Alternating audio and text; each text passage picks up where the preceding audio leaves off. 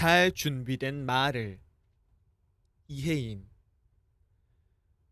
전문적으로 글을 쓰는 사람이든 아니든 간에 시나 산문 등을 하나의 작품으로 탄생시키기까지는 참으로 남모르는 아픔과 인내, 아낌없는 정성과 노력이 요구된다. 나 역시 글을 쓸 때는 마음에 드는 적절한 표현을 찾기 위해 수없이 종이를 버리며 잠을 설칠 때도 많고, 옆 사람이 눈치를 챌 만큼 끙끙 몸살을 앓곤 한다. 글을 쓰기 위해 이렇듯 힘든 과정을 거칠 때마다 나는 겉으로 드러나는 나의 언어 생활을 한 번씩 되돌아보게 된다. 내가 말을 할 때도 글을 쓸 때만큼 심사숙고하고 이것저것 미리 헤아려 분별 있는 말을 하도록 애쓴다면 성급하고 충동적인 말로 다른 이의 마음을 상하게 하는 일은 거의 없을 것이라는 생각이 든다. 깊이 생각하지 않고 쉽게 뱉어버린 말들 때문에 빚어지는 오해나 불신이 우리 주변에는 얼마나 많은가. 누가 어쩌다 한결같이 겸허하고 예의 바르고 품위 있는 말씨를 쓰면 다시 한번 그 사람을 쳐다보며 감탄할 만큼 요즘 우리의 언어 생활은 퍽도 거칠고 삭막해졌음을 자주 절감한다. 흔히 글은 오래오래 종이에 남는 것이고 말은 그냥 사라지는 것쯤으로 생각해버리기 쉽지만, 한마디의 말 또한 듣는 이의 마음속에 오랫동안 간직될 수 있는 것이라고 한다면 우리는 얼마나 신중을 기해야 할 것인가. 한 사람의 펜으로 쓰인 글은 그 사람 특유의 개성을 지닌 작품이 되듯이, 한 사람의 입에서 나온 말 또한 그 사람의 인격을 드러내는 하나의 작품이라고 할 때 우리는 결코 함부로 말할 수가 없으리라. 너도 나도 바쁘게 살다 보니 생각할 시간이 별로 없다고 해도 우리는 매일 잠깐씩 일부러라도 틈을 내어 마음 깊은 곳으로 들어가 자신의 언어 생활을 점검해보고 늘 잘 준비된 말을 할 수 있도록 최선을 다해야 할 것이다. 말을 할 때마다 마음의 준비를 하며 꾸준히 자신을 성찰해 간다면 아무래도 부정적인 말보다는 긍정적인 말을 더 하게 될 것 같다. 자기와 남을 이롭게 하고 기쁘게 하는 좋은 말, 선한 말만 골라 하기에도 시간이 모자라는데, 남을 비난하고 상관도 없는 일에 끼어들어 흥분하거나 불평과 짜증과 푸념으로 시간을 보낸다면 얼마나 어리석은 일이겠는가. 마음먹기에 따라서 우리는 얼마든지 말의 질을 높일 수가 있고, 이것은 곧 삶의 질을 향기롭게 높이는 것이라 생각한다. 이유 없이 남을 깎아내리는 말, 무례하고 오만하고 이기적인 말, 천박하고 상스러운 말은 아예 입에 담지를 말자. 잘 안 된다면 적어도 우선은 횟수를 줄이려고 노력하자.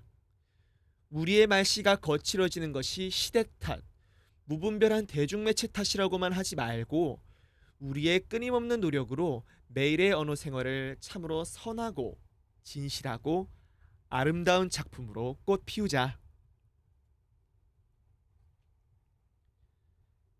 열보다 큰 아홉. 이문구. 오늘은 아홉과 열이라는 수가 지니고 있는 뜻에 대해서 생각해 보기로 합시다.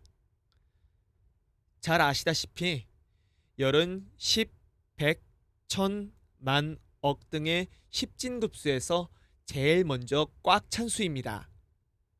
그러므로 이 열에 얼마를 더 보태거나 빼거나 한다면 그것은 이미 열이 아닌 다른 수가 됩니다.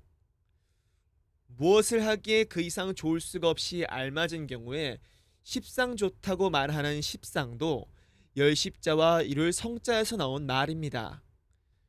그만큼 열이란 수는 이미 이룰 것을 이룩한 완전한 수이며 성공을 한 수인 것입니다. 그러면 아홉이란 수는 어떤 수입니까? 두말할 필요도 없이 열보다 하나가 모자라는 수입니다. 다시 말하면 완전에 거의 다다른 수, 거기에 하나만 보태면 완전에 이르게 되는 수, 그래서 매우 아쉬움을 느끼게 하는 수인 것입니다. 그러면 아홉은 정녕 열보다 적거나 작은 수일까요? 그렇지 않습니다. 예를 들어 보겠습니다. 끝없이 높고 너른 하늘을 신만리 장천이라고 하지 않고 구만리 장천이라고 합니다. 젊은이더러 앞이 구만리 같은 사람이라고 하는 말과 같은 뜻이지요. 구비구비 한없이 서린 마음을 구곡간장이라고 하고 구비구비 애워도는 산구비가 얼마인지 모르는 길을 구절양장이라고 하고 통과해야 할 문이 몇이나 되는지 모르는 왕실을 구중구궐이라고 하고 죽을 고비를 수도 없이 넘기고 살아난 것을 구사일생이라고 표현하고 있습니다. 또 있습니다. 끝간대가 어디인지 모르는 땅속이나 저승을 구천이라고 하고 임금보다 한 계급 모자라는 대신인 삼공육경을 구경이라고 합니다. 문화재로 남아있는 탑들을 보면 9층 탑은 부지기수로 많아도 10층 탑은 아직 보지 못하였습니다. 동양에서는 그 중에서도 특히 우리나라에서는 오랜 옛날부터 열보다 아홉을 더 사랑했습니다.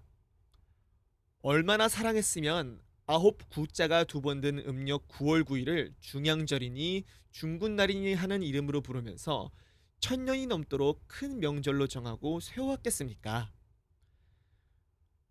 우리의 조상들이 열보다 아홉을 더 사랑한 것은 무슨 까닭이었을까요? 간단히 말해서 모든 일에 완벽함을 기대하지 않았다는 뜻이 아니었을까요? 다시 말하면 이 세상에 완전한 것은 없다는 사실을 우리의 선조들은 아주 오랜 옛날부터 익히 알고 있었다는 것입니다. 우리가 흔히 듣는 말에 모든 기록은 깨어지기 위해서 있다라는 말이 있습니다. 이 말이 맞지 않는 말이라면 여러분이 아시다시피 세계 제일의 기록만을 수록하는 기네스북도 해마다 다시 찍어내야 할 이유가 없겠지요. 모든 기록이 반드시 깨어지기 마련인 것은 그 기록을 이룩하는 것이 인간이기 때문이라고 생각합니다. 인간은 저마다 무한한 가능성을 타고난 사실과 아울러서 이 세상에 완전한 인간은 결코 어디에도 있을 수가 없다는 사실 또한 그 스스로가 증명해주는 존재이기도 합니다. 열이란 수가 넘치지도 않고 모자라지도 않고 또 조금도 여유가 없는 꽉 찬 수. 그래서 다음도 없고 다음도 없이 아주 끝나버린 수라는 점에서 아홉은 열보다 많고 열보다 크고 열보다 높고 열보다 깊고 열보다 넓고 열보다 멀고 열보다 긴 수였으며 그리하여 다음 또 그 다음 그도 아니면 그 다음을 바라볼 수 있는 미래의 꿈과 그 가능성의 수였기에 슬기롭고 끈기 있는 우리의 선조들에게 일찍부터 열보다 10배도 넘는 사랑을 담뿍 받아왔던 것입니다. 하물며 여러분은 지금 한창 자라고 한창 배우고 한창 놀아야 할 중학생입니다. 여러분은 지금 무엇 한 가지도 완벽할 수가 없으며 항상 어딘가가 부족하고 어설픈 것이 오히려 정상적인 학생입니다.